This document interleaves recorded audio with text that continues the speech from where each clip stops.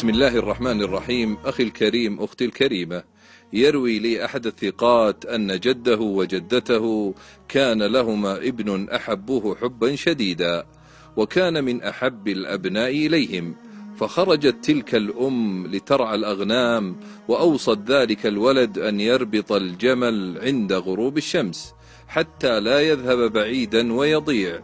فلما عادت وجدت أن هذا الابن قد نسي ذلك، فقالت له: أين الجمل؟ فقال: لا أدري. فقالت له تلك الكلمة: رح عساك بالأسود. يا لله، ما هذه الدعوة! عندما جاء الليل أحبتي وناموا جميعا، فإذا بذلك الثعبان الأسود يدخل إلى البيت ويذهب من بين الأبناء إلى ذلك الابن المحبوب، فإذا بهم يسمعون صراخه، فلما فزعوا وقاموا وجدوا ذلك الثعبان يخرج من البيت.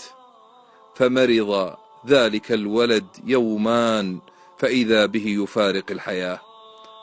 أحبتي، أيستحق ضياع جمل أن يدعى على الابن بالموت؟ إلى الوالد والوالدة، احذروا أحبتي أن تدعوا على أبنائكم بدعوة في أمر لا يستحق. وإلى الأبناء، احذروا أن تغضبوا آباءكم بأي أمر كان صغيرا أو كبيرا، فقد تأتي تلك الدعوة فيستجاب لها. أحبتي، ادعوا لأبنائكم بالخير والهداية والصلاح. أسأل الله أن يرفع قدر كل من نشر هذا المقطع، وأن يكون في ميزان حسناته.